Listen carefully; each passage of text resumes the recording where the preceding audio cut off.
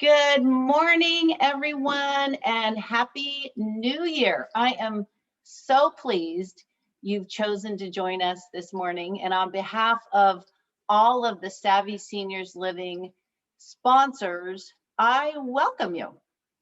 So I'm Dana Wilson. I'm the Seniors Real Estate Specialist with Keller Williams Realty in the East Bay. And I'm the founder, host, and also a platinum sponsor of the series. And this is a very unique series. As many of you know, we've been bringing you valuable information each month, all the way back since 2017. And for those of you attending the first time, and it looks like we have a lot of newbies, as we lovingly call you, I designed this series with the purpose to educate, equip, and empower busy boomers and savvy seniors. And each seminar features fairly candid conversations with local experts from a variety of different fields and disciplines, yet all focused on the complex and unique needs and aspects of housing and aging here in the San Francisco East Bay. So you'll see most topics are related to living arrangements, legal and financial issues, retirement planning, healthcare concerns, downsizing, relocating, and caregiving. And based on our clients' experience in the real estate field and all of your comments, these are the subjects you are most often concerned about and grappling with. So thanks to our wonderful sponsors, we're able to continue to bring you this free premier educational program for learning-based adults such as yourself. So again, welcome. Each month, sponsors, we receive countless notes and hugs and appreciations for the information that we provide. And we really appreciate your comments, so keep those coming. People are making important life decisions and taking action to live their best lives, before, during, and after retirement. And I think that's the spirit of our program, is to help you to do just that. So what I'd like to do is I'm going to take a moment and I will introduce our 2021 sponsors. I will introduce the silver sponsors, and then I'm going to give the platinum sponsors just a quick few seconds to say hello and introduce themselves. So our silver sponsors, if you would wave when I call your name, if you're on, hopefully. We have Avadekian Law Group, represented by Matthew Avadekian. We have Carlton Senior Living, Pleasant Hill Martinez, represented by Mary Graffilo. Hi, Mary. Good morning. We have Efficiency Matters with Jennifer Raftis. There's your smiling face. Good morning. We have Live Home, represented by Dale Martin. Hi, Dale. Good morning. Mutual of Omaha Reverse Mortgage. We've got Martha Eccles and Marty Apple representing Mutual of Omaha. Morning, guys. And lastly, Oakmont of Montecito, represented by Michaela Olson. Good morning. Awesome. All right. So let's see if we can get our platinum sponsors on and saying a personal good morning. So hang on one second here.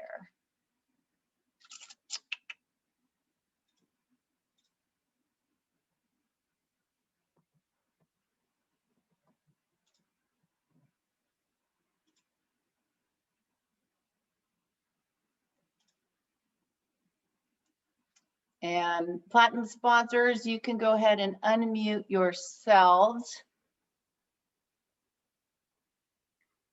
And I'm going to let Paola say good morning, or Andrea. We can't see your pretty face, Andrea.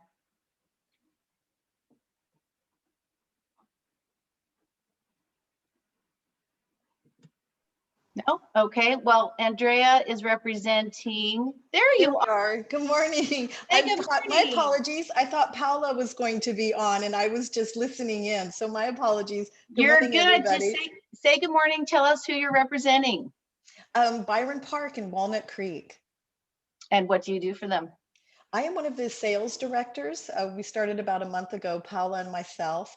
And yes, we have a senior living community here with independent living. About 2/3 of the property is independent living residents, and a third is assisted living. That's awesome.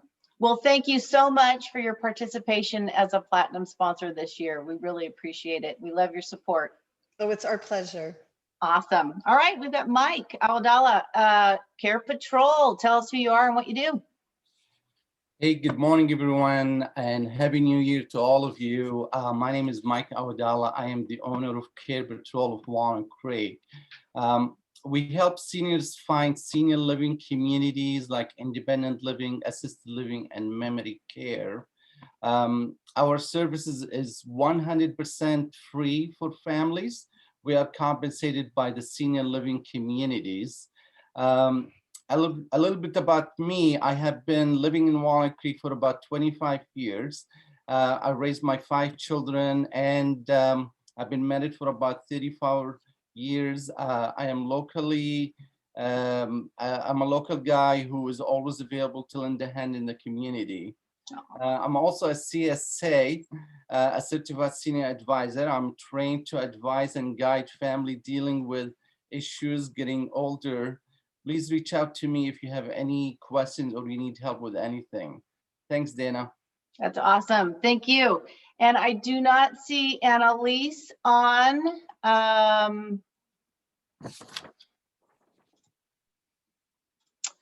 Annalise is also a platinum sponsor with Merrill Lynch.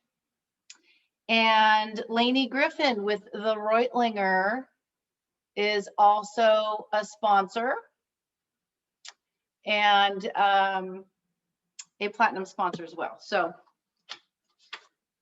I'm going to just jump into today's topic. I'm not quite sure, to tell you the truth, where our wonderful Dr. Nancy Rolnick is. So let me just check something here. We're trying things a little differently today, so thank you for bearing with us.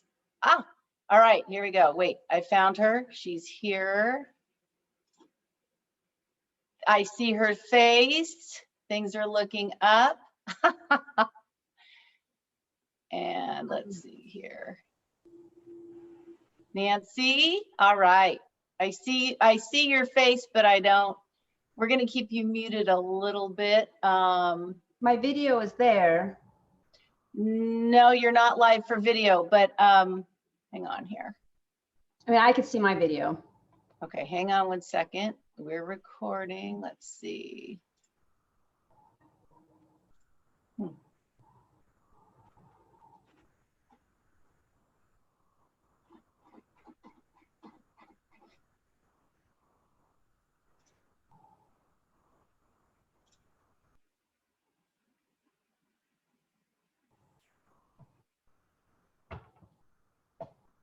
Well, we're going to go. Okay, there you are. There you are.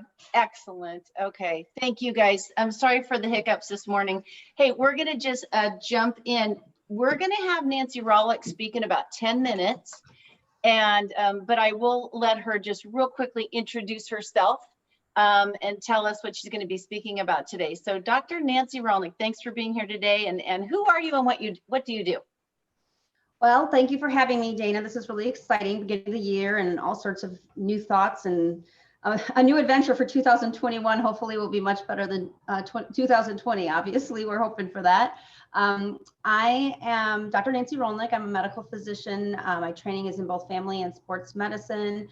I focus on keeping people active and healthy for life. In my practice, it's in Walnut Creek, called Remedy Sports and Regenerative Medicine.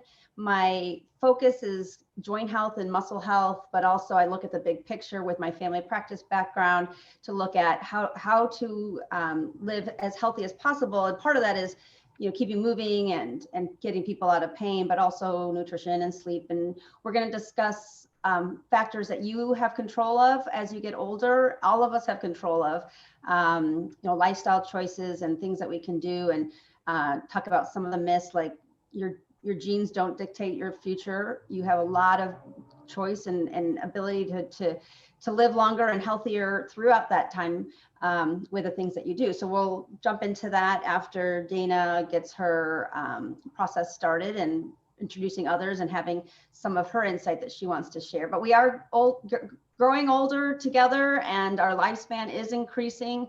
And so I know Dana, with housing, she wants to help make sure that people are able to stay independent in their homes and find a good place for them.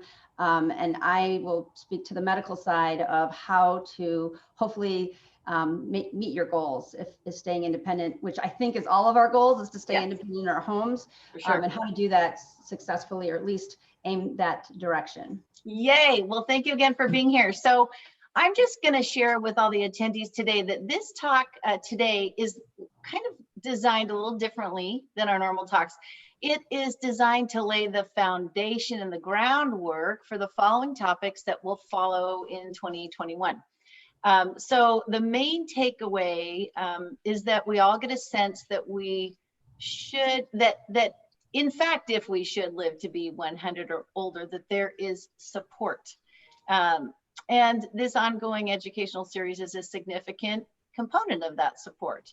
So you may get a call from time to time from either myself or Pamela Rattery, our executive administrator, because we want to find out if there's ever anything you miss in a past seminar, if you have a question, a burning question you didn't get answered. At the end, we will have Q&A if time permits. If we go over a little bit, we can always do Q&A then. But always feel free to just pick up the phone and give us a buzz if you forgot it. Sort of like when you go to the doctor's office, right? Dr. Nancy, you go to the doctor's office, you get home, and an hour later you thought, dang, I forgot to ask about X.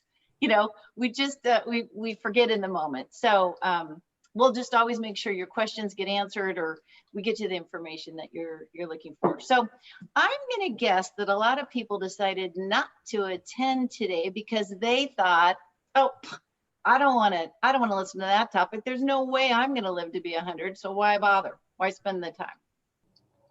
Well, guess what? That's the reason to be here, because the fact is people are living older and longer.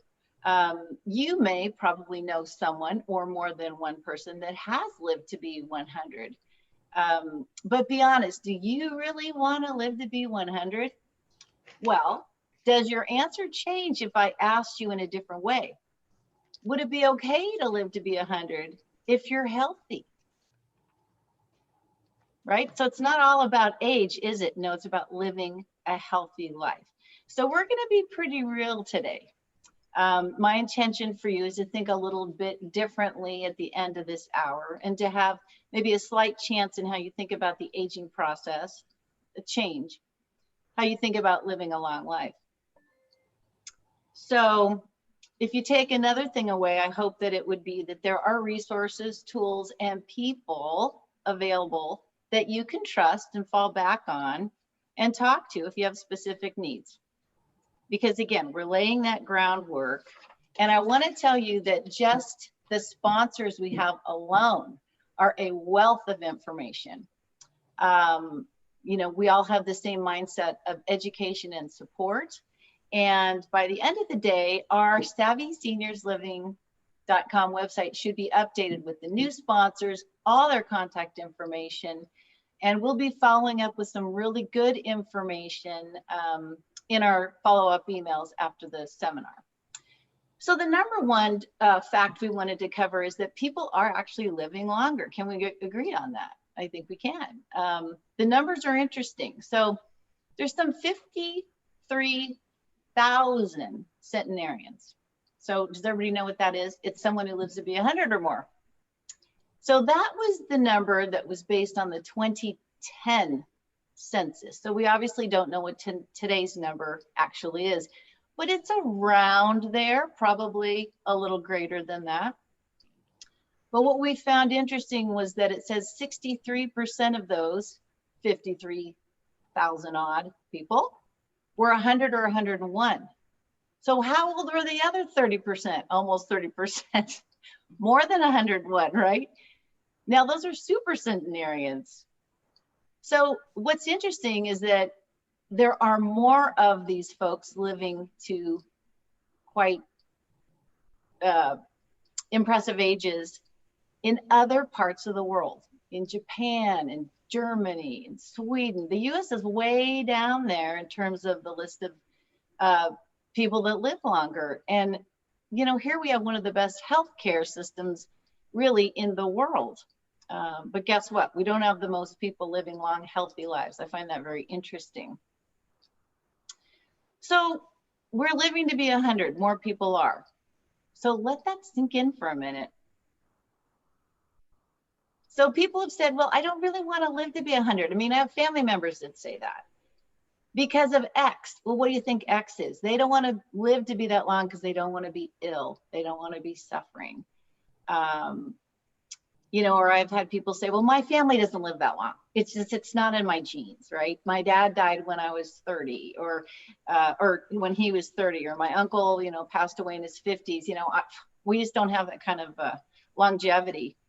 So it was interesting though. My husband and I were recently walking along the George Miller Trail that overlooks the Carquinez Straits. And afterwards we thought we'd go and explore the cemetery up on the hill there.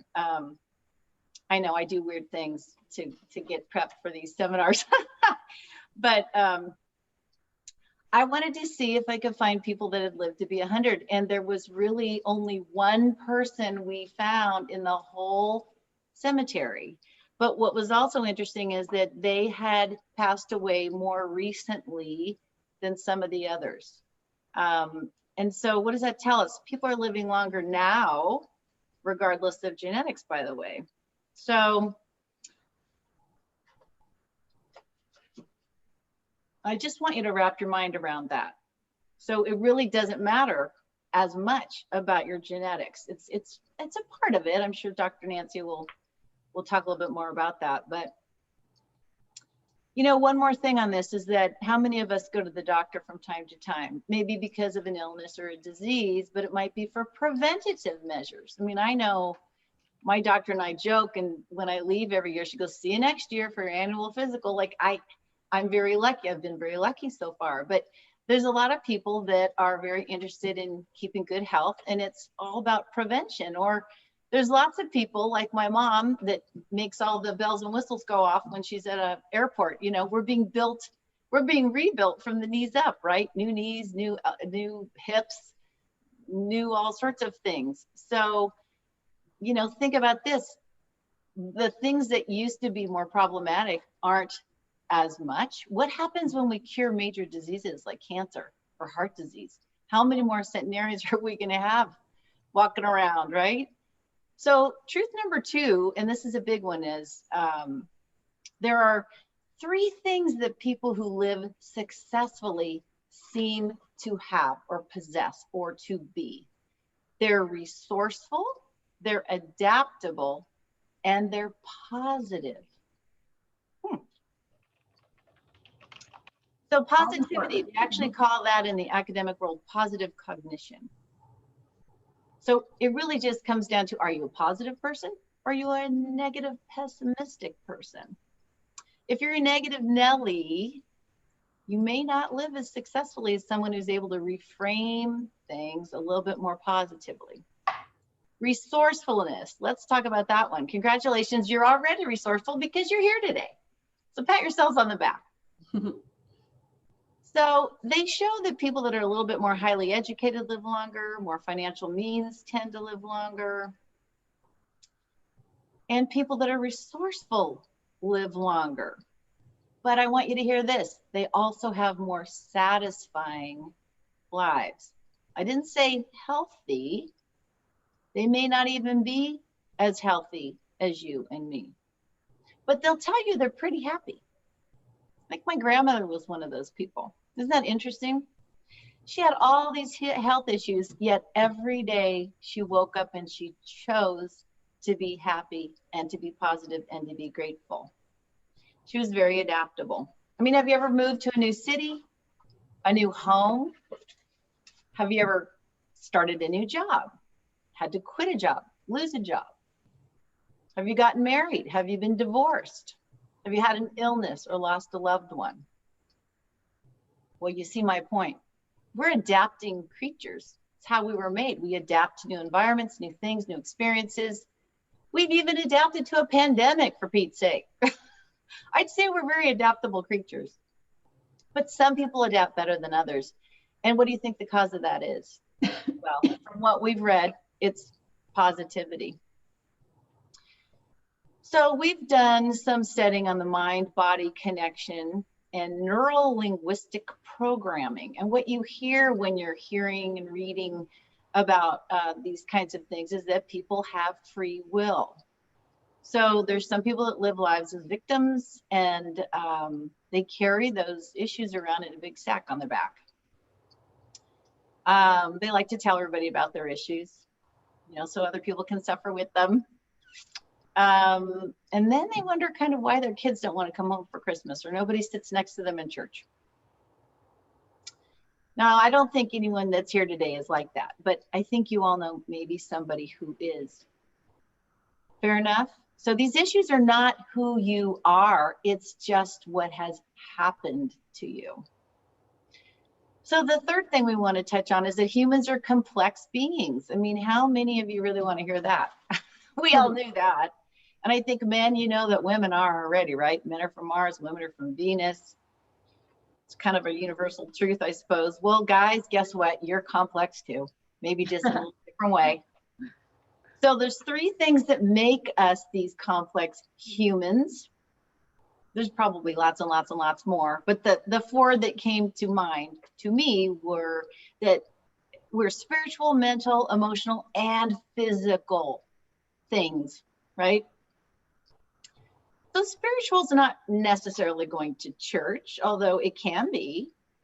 It, I think, is a little bit more connected to being interconnected, or knowing that you're part of something greater, a greater universe, a greater power, that you were meant for something, even though maybe we don't all know exactly what that is. And that's sort of what we call faith. Whatever faith you have, or whatever you call it, we have a higher being, and we have a higher power than us. And that's sort of where it all begins. You know, sometimes the pain in our back isn't the true problem, it's the symptom. You know, we're going to go through all of these different components of complexity, but it's usually the physical one that's the last one on the list, because it's kind of where it all manifests, isn't it, Dr. Alnick? Yes, for sure. Heart disease, and you know, you don't feel the energy, or you feel fog, and all these things that can happen because of a variety of the other parts of our being. So the doctor is going to go deeper into that for us in a moment. But again, we're suggesting today that the spiritual part is kind of where it all begins. You know, the mental, well, if all is well with your soul, like that song we sing in church, then your thinking is probably in good shape, right? Or maybe not. I mean, I know some people that are very spiritually connected, or I could even say religious, yet they're scared to death of dying. So how does that work? Sometimes our thinking gets a little out of whack. You know, emotionally speaking, our emotions begin with our beliefs. I mean, and where do our beliefs come from? Is it our spiritual side? And if they don't, are we getting our beliefs from Fox News, CNN? I mean, where are your beliefs really coming from? Your beliefs sort of start off this whole cycle. Your beliefs lead to your thinking, and then your thinking causes, literally, you know, cause and effect, your feelings, how you respond to life's events and circumstances, and the people that are in your life kind of affects what you think and how you feel. And then it leads to whether you're going to take action or not. So let's go back to the whole preface of this topic. If you believe that it's very possible that I'll live to be 100 in the way you think about it, I mean, I think it's pretty cool. I've always joked to everybody, I'm going to live to be 100. I'm very goal-oriented. I'm going to be living to 100. And it inspires me. I mean, it makes me go into action. And by being inspired, the actions that I take tend to be more positive, right? And then I'm getting positive results. But it can go the other way as well. How many of you know who Deepak Chopra is? I know I'm getting a little esoteric here. Yes. So I love him. So he's a medical doctor, but his primary focus is on the mind-body connection. What what he found years ago, and they don't teach this as much in modern medicine here in the West world, I don't think the Western part, is that mind and body are connected at a very cellular level. So your cells can literally hear your thoughts. So be careful what you let yourself think, right? It's also sort of how group prayer works. If you think about it, when we pray as a group, all that energy is going somewhere. So if you're praying for someone, it's being transmitted somewhere. Now we're getting into physics here. And I'm definitely not a physics professor yet. I bet we might have one on the call today. Mm-hmm. So, you know, we still may have people thinking, well, I'm too scared. I'm scared to live that long. But that's why we're starting out today with this topic. You've got to have a belief that it's a possibility that you could live that long or longer, and that it might not be a bad thing. Are you with me? So hopefully it's not a bad thing. Yeah, hopefully. So we'll talk about. We'll fix our thinking and our feelings, and that'll translate into a very healthy situation. So Dr. Rolnick is here today about preparing and planning and living to that ripe, happy, healthy, older age, and how we can all make it happen. So Dr. Rolnick, as you know, people are living longer and your passion is keeping your patients active and healthy. What is your strategy? So number one, I was going to just comment on how you said, obviously we're aging longer, but one of the things that you all probably know, someone who's old at 50 and young at 80, Yes. Young at heart. And that's all that spiritual mental piece is, do you want to enjoy and thrive in your life and enjoy your surroundings and help the community and thrive in your family unit or friendships or whatnot. And so a lot of it is in the mind and thinking about where you want to end up. But, one thing that you said is, people are scared to get older or scared to live too long. And you can eliminate some of that fear by planning. So, but what you want to do is have the goal of living longer and being healthy in that time. So we might live longer, but if we're sick for 10 years at the end of our lives, then we don't feel, we're suffering. We're going through doctor's offices and maybe chemotherapy or, just in pain and not feeling good. And so what we want to do is, change it from, living long, just living long period, or living long and being well and vital and pain-free and hopefully, at least disease-free ideally, or one other idea is just disease controlled so that you can still get on your day and do your things. But it does, I think, it's important early in life to realize what your end goal is. Like, I know for me, I had my kids a little older and I want to be the grandma that takes them to Disneyland, and I want to be able to walk. I don't want to be in a walker. I don't want to be in on a scooter. So I know right now I don't want to have any hardware in my body. I don't want to have a knee replacement. I want to have a hip replacement, which helps dictate my goals now, what I'm going to do now to affect, 20, 30, 40 years down the road. And I had an interesting conversation with my sister who also had kids. She had her kids into her 40s. And I said, well, it'll be great when you're grandma and da, da, da, da. And she's like, well, I don't think I'll get there.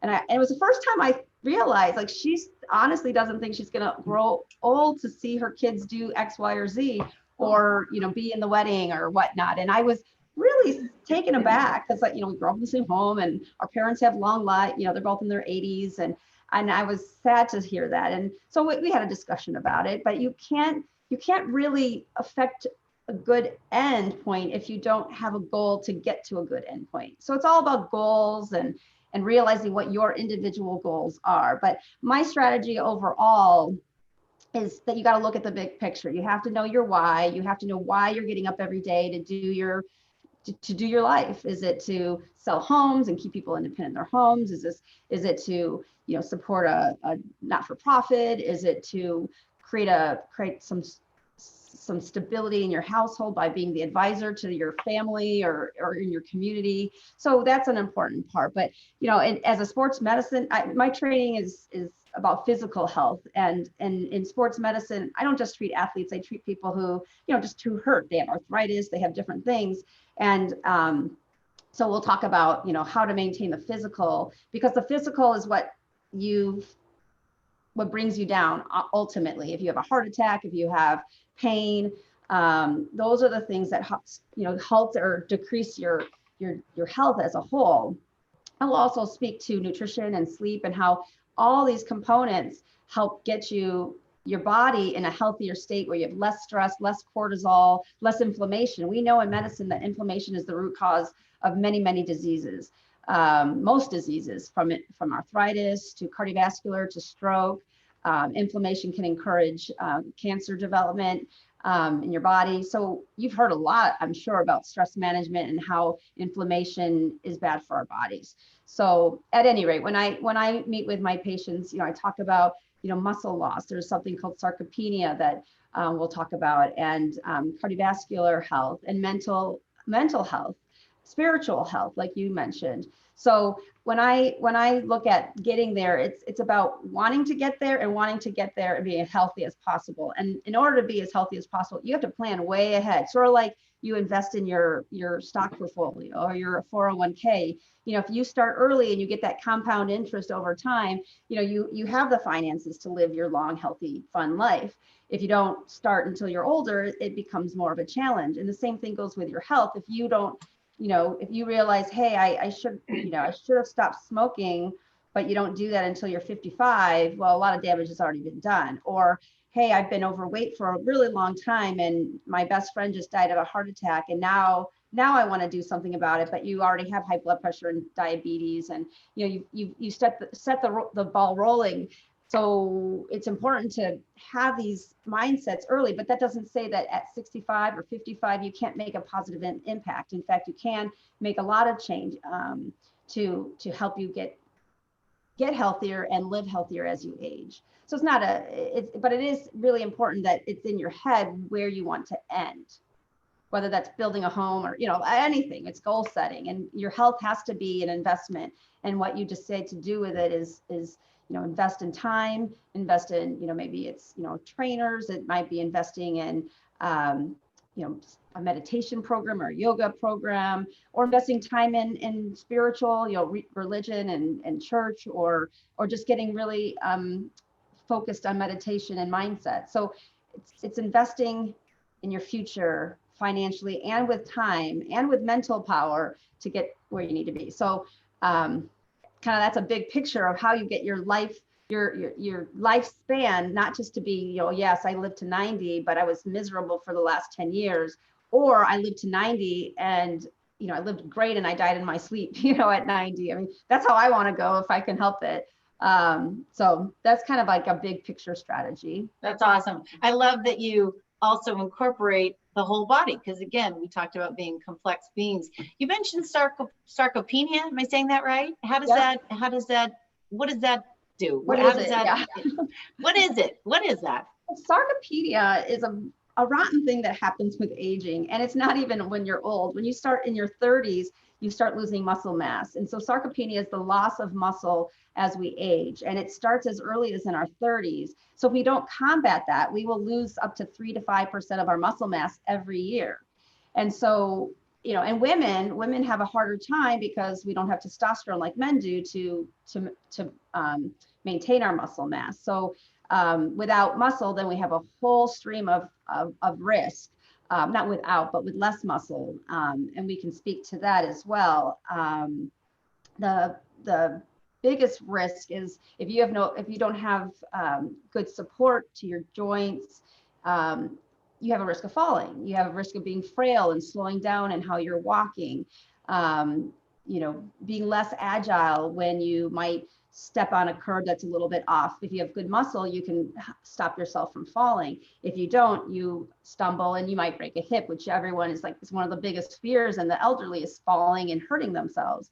And of course, that leads to potentially needing to move on from their independent home to maybe getting more assistance as they get older. So from a big picture standpoint, the muscle loss is a big factor that we can have control over. We can do something about it.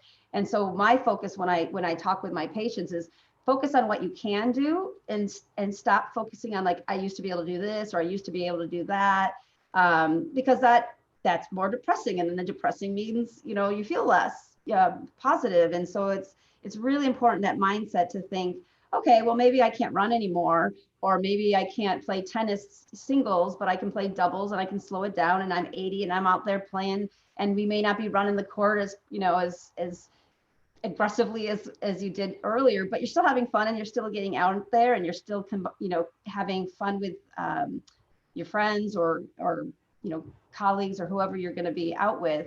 But the can mentality is so much more important. And that goes with all of your health choices. But I think for, the importance of staying at home, just grab something, is if your goal is to stay at home, that one of your goals needs to be to stay strong. That's awesome. That's awesome. So you mentioned what it was and how it affects the vitality of our bodies as we age. So any other tips to maintain and increase the muscle? I mean, you mentioned yoga.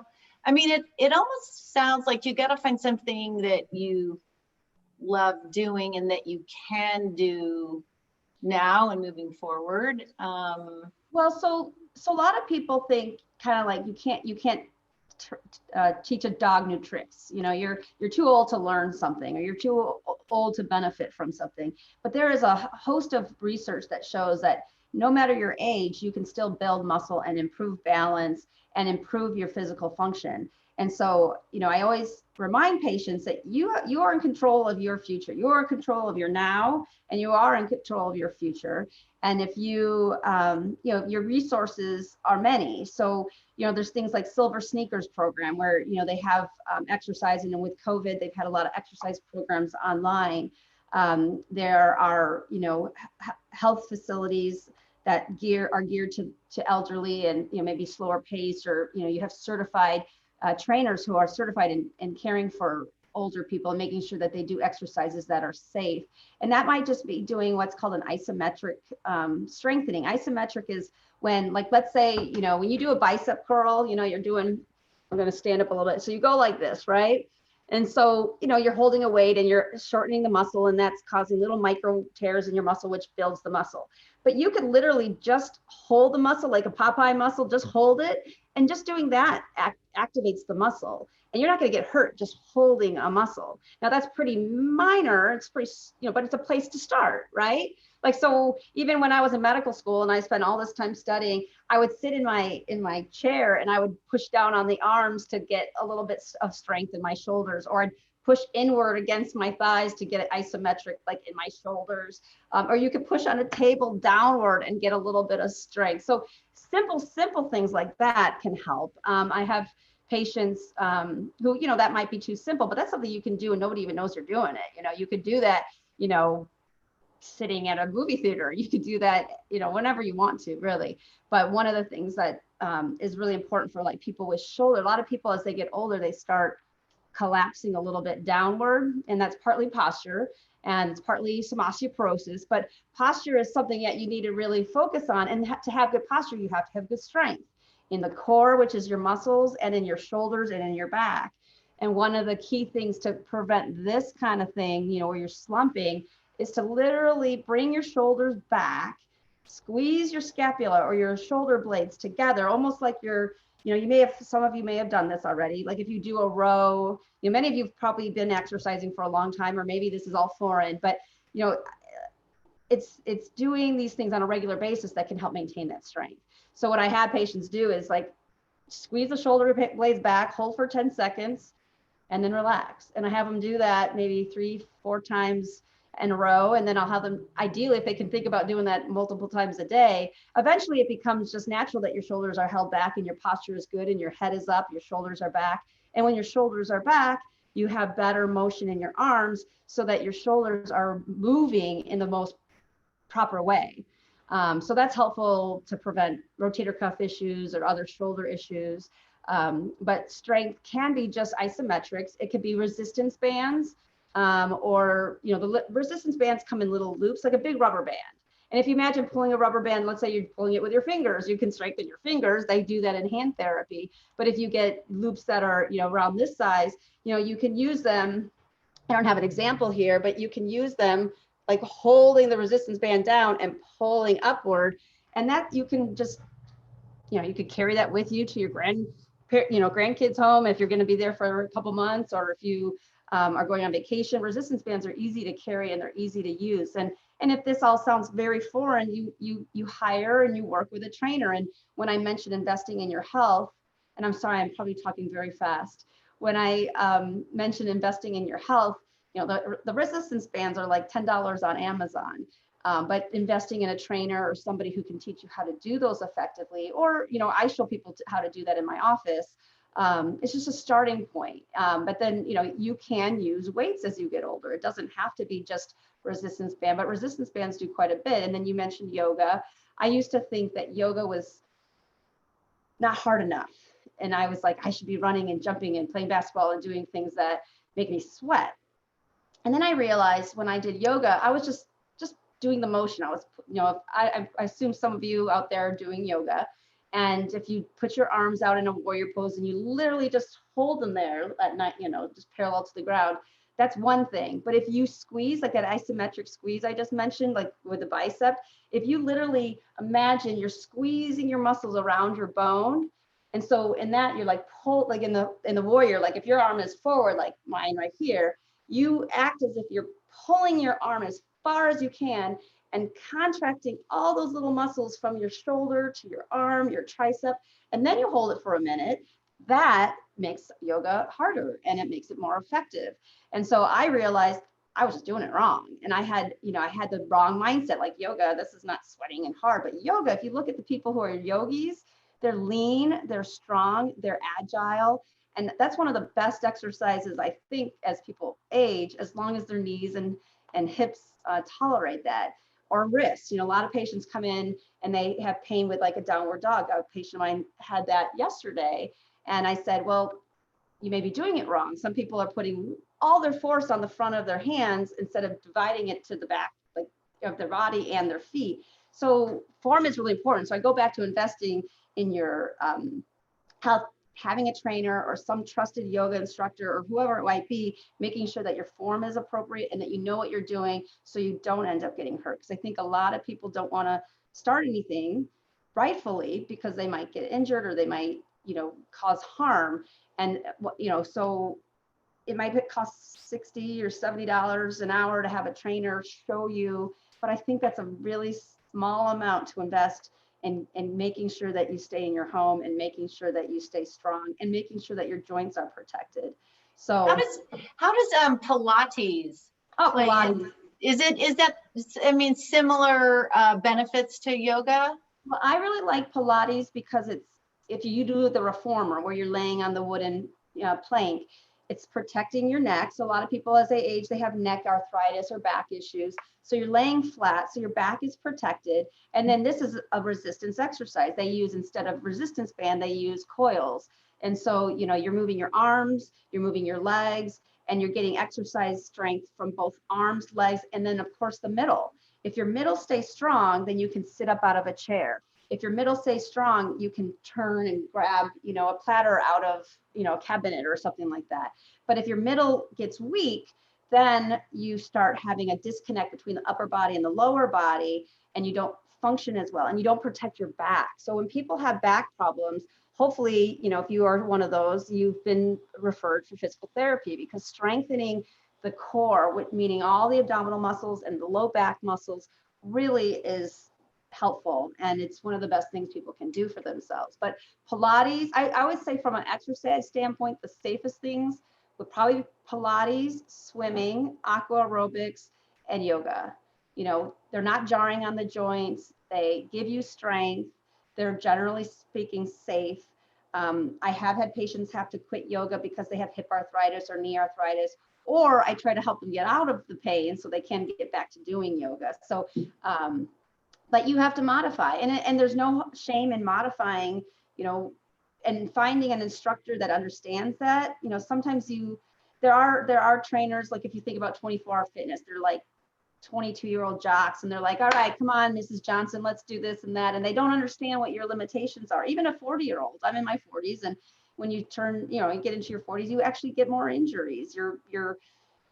your ability to heal goes down. So that's why we see so much tendonitis and things in our, I start seeing it, and generally speaking in the 40s, 50s, 60s.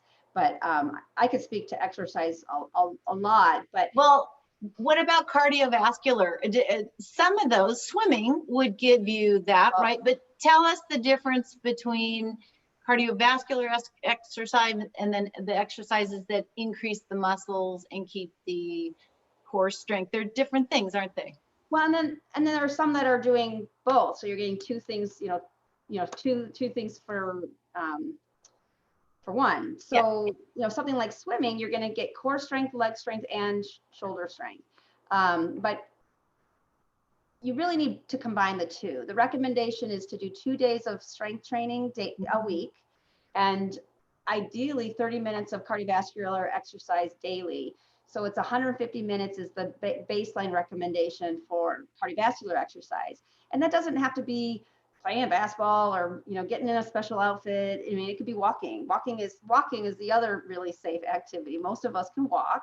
It's free. It gets you out in nature. You grab a friend and you have a conversation, then you get the community together. So walking with a friend and having nice conversation and walking with a decent pace is going to get you cardiovascular health, and it's going to help you with your balance and your strength because you're using your muscles. We've all heard if you use it or lose it, and that's true for your brain and that's true for your muscles. And so the cardiovascular exercise, you could go for a 30-minute walk and then do 20 minutes of strengthening, for instance. When you're retired and you have the time, exercise has to be part of that. If you're sedentary, we know that that's going to lead to more and more problems with just getting around and being independent and being functional. And then also, the weaker that you are, your joints hurt more. So it's really important. But the cardiovascular part is, of course, what helps keep your heart strong. It helps the blood flow. It decreases stress, which decreases hormones that cause inflammation.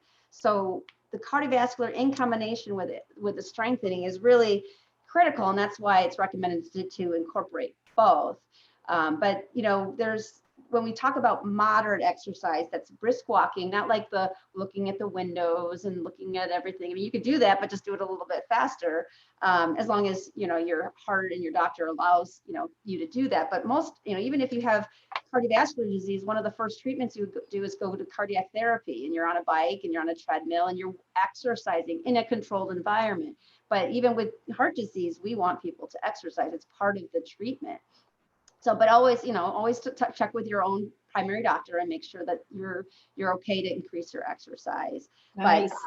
But, gardening counts. Like, you can be doing vigorous gardening, digging and clipping things, and, you're standing and you're maybe squatting a little bit. So there's a lot of things that it's just movement is important. I tell all my patients, movement, motion is lotion. If you move the joints, you have a better way to get things, working, and you're not as stiff and you feel better. But cardiovascular exercise, it's shown also to, it's shown to benefit in so many ways, reducing cancer, reducing heart disease, reducing your likelihood of developing diabetes because you keep your weight and your sugar levels better. So I imagine many of you are exercising, but if you're sitting here thinking, I'm in my lazy boy chair and I don't really know what to do, or I don't have the motivation, meet with a doctor, who can guide you, meet with a trainer, just start walking, generally speaking, and I tell patients, they're like, I don't know, my knee hurts or this or that. And I tell them, start with 10 minutes, just 10, maybe 5, start. Do what you can do. Do what you can do. One step in front of the other, whether you're starting a business or building a house. I mean, it's a stepwise approach. You're not going to be an expert right away. You're not going to be fit overnight, but give yourself grace and patience that in time you will see improvement, and maintaining that until the day you die should be part of the goal. Going for walks, getting, keeping your body moving is so critical. Aww. Well, gosh, I have more to ask you, but I know I'm looking at the time here. Maybe in like 3-5 minutes or less, are there any other non-physical strategies to age with vitality that we didn't mention? You mentioned a lot. Yes. Well, I did want to mention about pain, because pain is really limiting for people. Just briefly, you have to address your physical pain so that you can keep moving. And that can be done through, someone like myself or your regular doctor.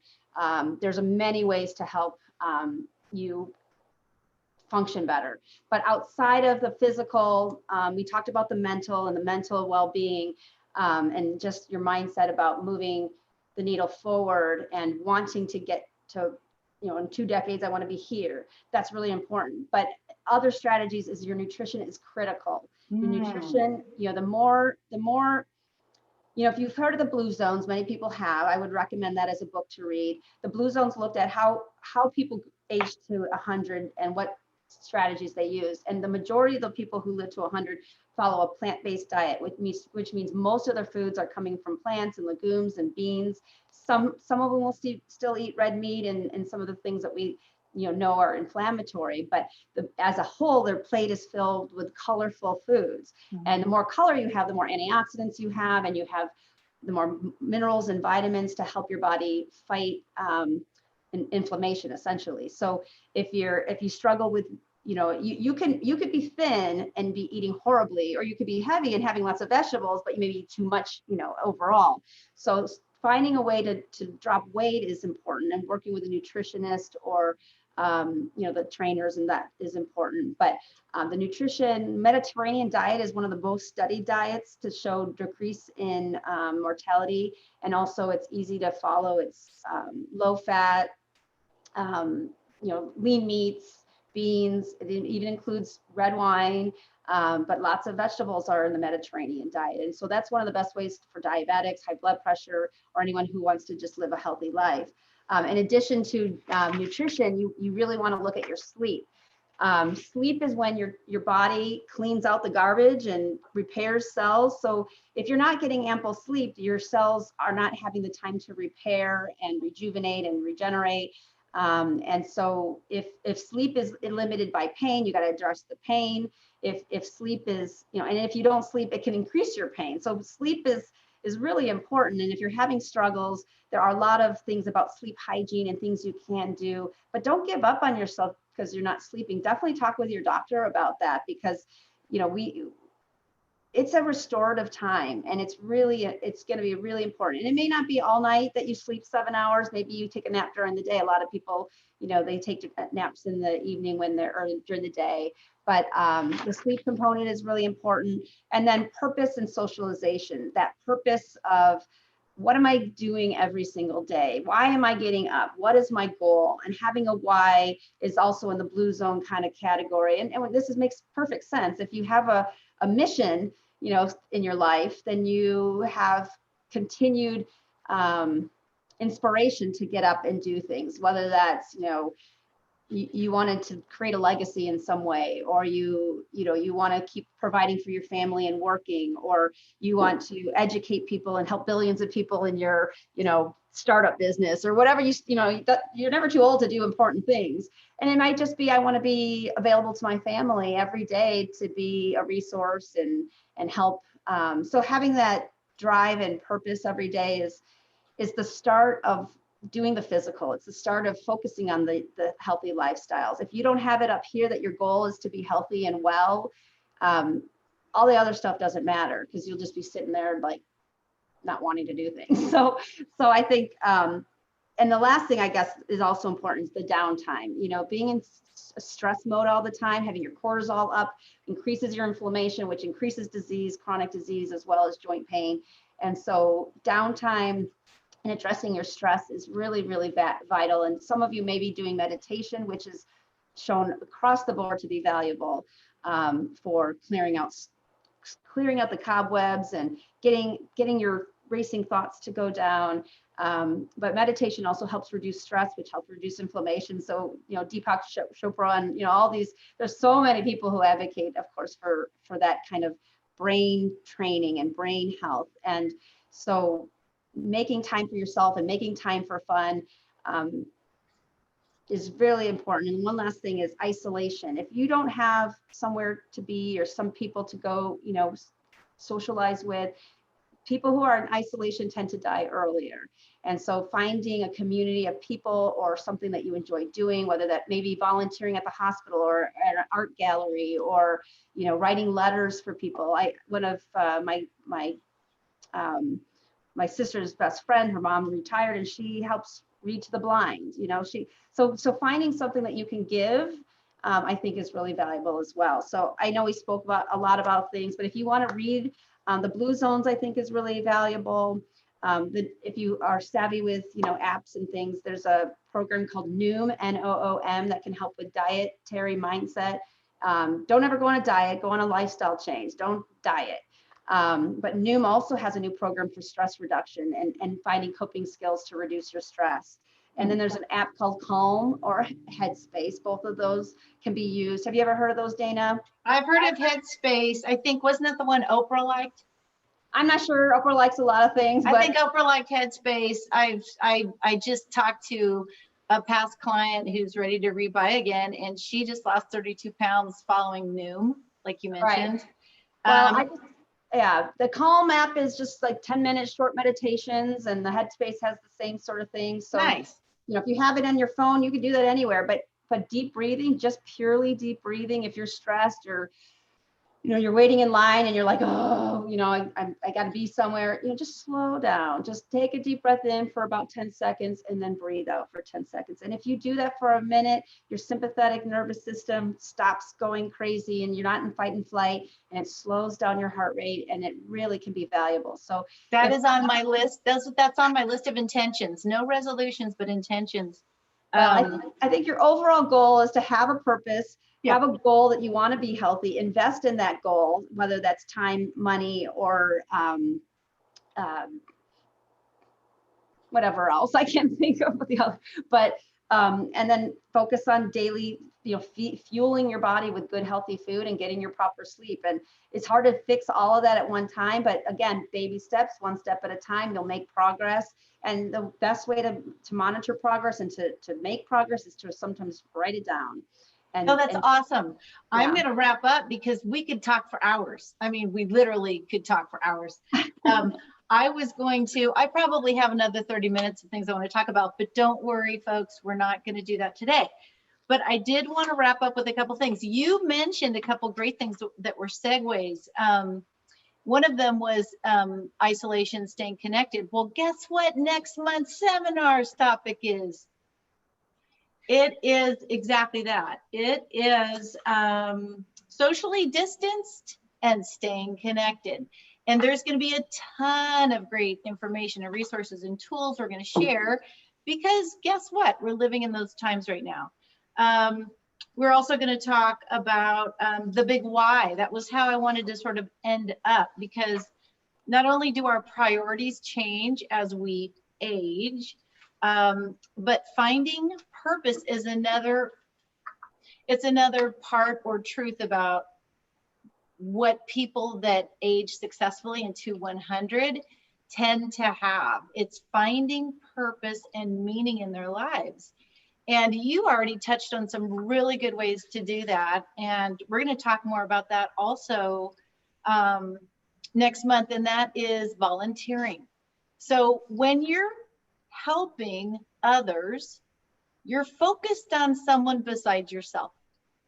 And in a way, again, I go back to faith, but that is the reason and purpose in my life that I think God put us here, to serve and help one another. But when you do that, I swear to gosh, you get more back in return. And I know darn well there's a ton of people on the call right now that do volunteer. And that could be, I mean, think of the talent and the experiences of the people that attend these seminars. So we have people that have been professors, they've written books, they've been teachers, they've run major corporations, they've led battalions into war. I mean, there's amazing people that attend these seminars and may be listening in today. Think of the ways that you could even maybe mentor someone younger than you. Maybe you love little kids and you want to go teach a class or Sunday school or volunteer in some way. And God bless you if you love teenagers, because that would be the last place I would be spending my time, because they scare me, even though I had two of my own. But those young men and women would certainly benefit from being mentored by somebody with experience and wisdom that you could share. And that big why, you know, what is your big why, right? And you already mentioned praying, meditating, reading, sitting, being in silence. I mean, our jobs as we get older and we retire, we have more time. And you have to figure out what you're going to replace the time you used to spend with your kids, at your work, caring for your home, you know, taking care of your spouse, going about your day-to-day things. Well, those things might not be around anymore to take up your time. So how are you going to spend it? More time to exercise, like Dr. Nancy says, right? And finding that thing that you love to do as far as exercising. And so we're just going to talk about kind of thinking about how you're going to focus on this next chapter of your lives. And I think, again, you're going to enjoy the upcoming seminars that we have planned for you. So hopefully you took away the ideas that you may possibly live to be 100, and it does not have to be in illness and despair. And there are things that we can do to bring greater joy and health and fulfillment and allow us to successfully age. You have resources, you have tools, you have knowledgeable local experts. We're all here to help and support you.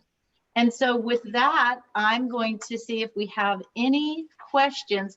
We took this topic and sort of just went off the cuff, but I think it's an important foundation to lay for the coming year. We're going to make sure that everybody that attended today will receive Dr. Nancy's contact information in case you'd like to reach out to her or see her or go to her practice. Again, check out the SavvySeniorsLiving.com website. It'll have all the topics, information, and how you register to attend. Again, all the sponsor information is on the site. What else? All of the seminars are always going to be the first Wednesday of every month. The minute we feel that it is safe and sound to go back and meet in person at the Lafayette Library, we will do so. We're all biting at the bit to get back and see everyone in person and give you all big old hugs. And let's see if there's any questions I can answer. Let's see, people are asking about, will this be recorded?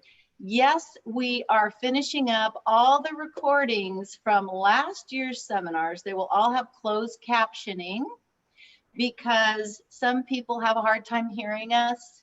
And I think that that's going to be very, very helpful, but there is some time and effort involved in doing that, but I know you'll appreciate us doing that. Let's see, any other questions that we can answer today? I think most of the questions that we had sent our way were already answered. So with that, just a big, huge thank you to you, Doctor, for giving us your time and your wisdom and your experience and giving us ideas and sending us off in a great direction for a new year.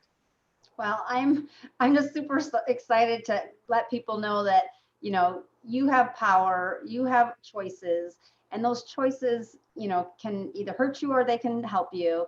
And, you know, when you need help in whatever arena it is, you know, you have doctors, you have therapists, you have counselors, you know, there's a lot of ways that you can get help. And, you know, my goal is to keep people active, which I believe is one of the key critical foundation is of keeping you healthy, because now you move, you don't, you know, hopefully you don't gain weight, you don't have pain, and you don't have disease. And so that's been my focus. And I really strongly, you know, I love helping people get out of pain. That's really critical. I specialize in helping people with arthritis and chronic issues like tennis elbow or plantar fasciitis or rotator cuff issues. And I give a non-surgical approach to helping people. But there's a lot of good resources in the community, so reach out. Yes.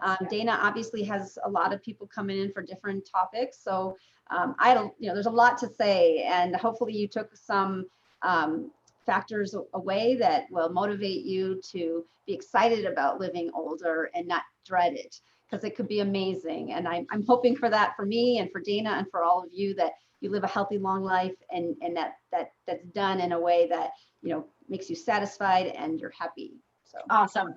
And again, in the follow-up emails we'll send out in the next few days, we'll have some important information and suggestions from some of our sponsors on how to age successfully to 100.